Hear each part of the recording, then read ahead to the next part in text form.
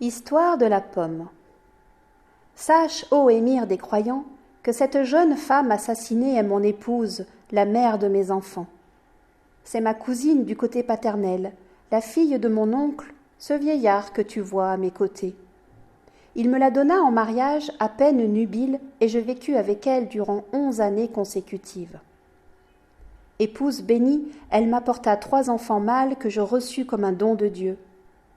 Elle avait une conduite exemplaire à mon égard et me servait de la meilleure manière. De mon côté, je l'aimais intensément. Mais un jour, dans le courant de ce mois, survint l'événement que je vais raconter. Elle fut atteinte d'une maladie de langueur et devint d'une maigreur extrême. Je m'empressai auprès d'elle et la vis revenir peu à peu à une santé meilleure après 1 mois complet d'incertitude. Un jour, elle me dit avant d'entrer au bain : « Cousin, je voudrais de toi que tu me donnes l'occasion de contenter une envie. » « Oreille attentive et bon vouloir, lui répondis-je. Parle, même si tu es sujette à 1000 envies. Je désire une pomme dont je puisse respirer l'odeur et mordre la chair. Dussé-je mourir après cela ? Que Dieu te conserve en bonne santé, m'empressai-je de répondre. Je cherchais par toute la ville des pommes, sans pouvoir en trouver une seule. Je le jure sur mon honneur, si j'en avais trouvé une, rien qu'une, je l'aurais achetée à n'importe quel prix. Rentrer bredouille me mortifia. Ne trouvant pas le fruit qui aurait pu contenter son envie, je revins à la maison et lui dis : « Cousine, par Dieu, je n'ai pas trouvé ce que tu demandes. » Cela la mit dans une agitation fébrile, et faible comme elle était déjà, elle le devint davantage et de façon plus préoccupante, encore cette nuit-là. Aussi, de bon matin me mis-je à courir les jardins des alentours et à visiter tous les vallons fertiles sans en oublier. Je n'y trouvais pas ce que je désirais. Mais un vieux jardinier me donna cet avis : « Mon enfant, tu ne découvriras de pommes que dans le jardin de l'émir des croyants, dans la ville d'Al-Basra. La récolte est conservée dans des celliers sous la garde de l'intendant royal. » Je revins aussitôt chez moi, fis mes préparatifs et partis en expédition, soutenu par mon amour pour ma femme, comme par mon courage à vaincre les difficultés de la vie.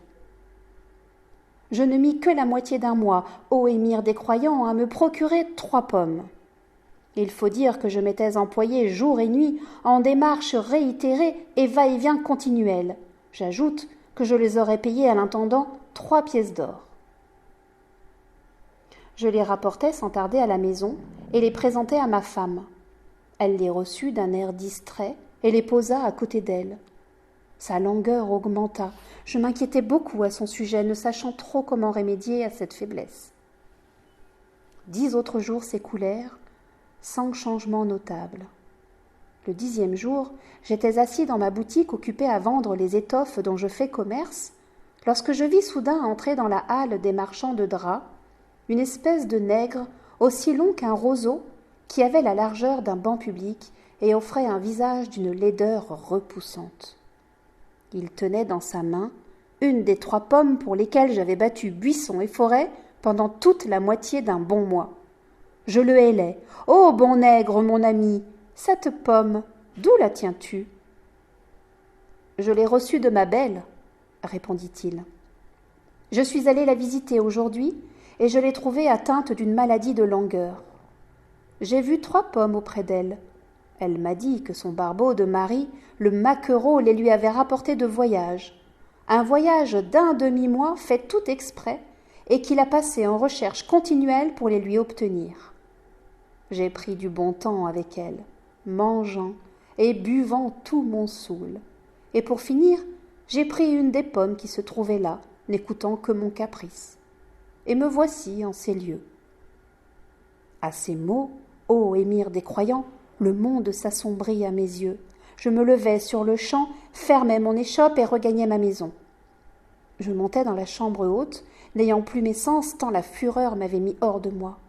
J'entrai dans la pièce où se trouvait ma femme et regardai vers les pommes. Il n'y en avait plus que 2.